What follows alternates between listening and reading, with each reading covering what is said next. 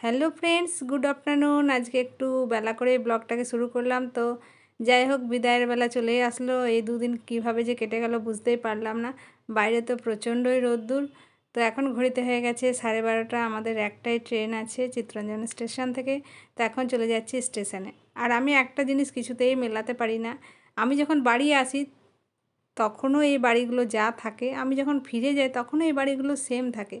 কিন্তু যখন আসি তখন অন্য রকমের আনন্দ হয়, আর যখন ফিরে যাই তখন অন্য রকমের কষ্ট নিয়ে যেতে হয়। এটা জানি না আমারই একার হয় নাকি সবার হয়। তো যাই হোক, স্টেশনে পৌঁছে গেছি আর আমাদের ট্রেন ঢুকেও গেল। এটা হলো দিল্লি হাওড়া পূর্বা এক্সপ্রেস। আর এমন অবস্থা, এই ট্রেনটাতে করেই আমি শুক্রবার এসেছি, আবার এই ট্রেনটাতেই আমি ফিরে যাচ্ছি, সেম ট্রেন।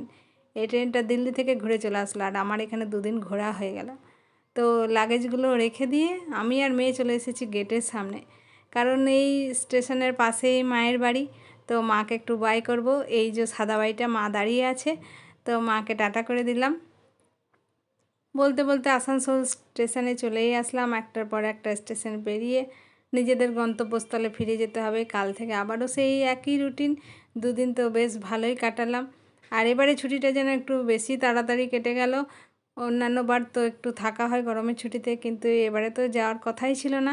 যাই হোক, দুদিনের জন্য তাও ঘুরে আসা হলো। এই আসানসোল স্টেশনে আসলে আমার মনে হয় কেউ যদি বলতো ট্রেন থেকে নেমে গিয়ে আবার বাড়ি ফিরে যেতে, আমি চলে যেতাম। কিন্তু সেটা আর কেউ বলে না। খুব ইচ্ছা হয়, মনে হয় যেন আর ওই দিকে যাব না, পিছন দিকেই চলে যায়। তো যাই হোক, বাইরে তো প্রচণ্ডই রোদ্দুর আর গরমও খুব বেশি। ভেতরে আছি বুঝতে পারছি না। বলতে বলতে তো তালিত পৌঁছে গেলাম। আর কিছুক্ষণ পরে বর্ধমানেও চলে আসবে, তারপরে হাওড়া। ব্যাস, আর কি, নেমে যেতে হবে। আর ট্রেনটা আজকে বেশ ফাস্ট যাচ্ছে। লেট ছিল যদিও 10 মিনিট চিত্তরঞ্জন স্টেশনে, কিন্তু বর্ধমানে দেখছি রাইট টাইমে চলে এসেছে। আর হাওড়াতেও তো তাড়াতাড়ি মনে হচ্ছে পৌঁছে যাব। আর এই বাড়ি ফেরার সময় শুধু মন খারাপ যে আমার একার হয় তা নয়, মেয়েরও হয়। আমার যেমন কষ্ট হয়, মনে হয় যেন কাল থেকে আবারও সেই একই রুটিন। মেয়েরও তাই, মেয়েও ভাবে কাল থেকে আবার সে পড়াশোনা স্টার্ট করে দিতে হবে। তো কিছু করার নেই, এটাই হচ্ছে জীবন। তো হাওড়া স্টেশনে পৌঁছে গেলাম, মেয়ে আগে আগে চললো। এবার লোকাল ট্রেন ধরতে হবে। আর বাইরে এত গরম, তখন তো বুঝতে পারিনি, এখন টের পাচ্ছি যে কী পরিমাণ গরম লাগছে। তো আমাদের ট্রেন ছেড়েও দিয়েছে। তো এই সবেমাত্র বাড়ি পৌঁছিয়ে ফ্রেশ হলাম, আর এই হাওয়ার মধ্যে এখন বসে গেছি। প্রচণ্ড টায়ার্ড গরমের মধ্যে।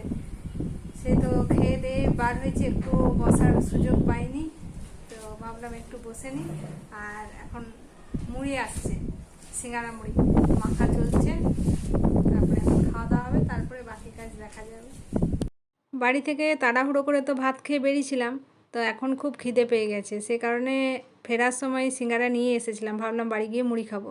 তো আজকে যেহেতু বাড়ি থেকে এসেছি, মনটা খারাপ, সে কারণে বর মুড়িটা মেখে দিল, তো খেয়ে নিই। যেহেতু তাড়াতাড়ি পৌঁছে গেছি আজকে, অনেকক্ষণ 5:30টায় বাড়ি পৌঁছে গেছি। আর বাড়ি এসেই তো প্রচুর বাড়িতে ধুলো টুলো হয়েছিল, সেগুলো সব পরিষ্কার টরিষ্কার করা হলো।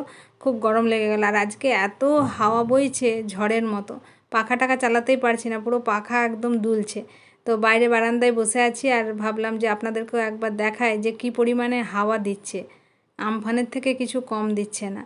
তো এপাশে চেয়ারটা আমার পুরো ওপাশে ছিল, ঠেলে এপাশে করে দিল। সেই বসে বসে দেখছি আর হাওয়া খাচ্ছি। তো রাতে ডিনার বানাবো, রুটি বানাবো শুধু, তরকারি আর বানাবো না। বরমশাই তরকা আর বোঁদে নিয়ে আসলো, তো ডিনারটা কমপ্লিট করে নিই। আর আজকের মতো ভিডিওটা এখানে এন্ড করছি। Bye, good night.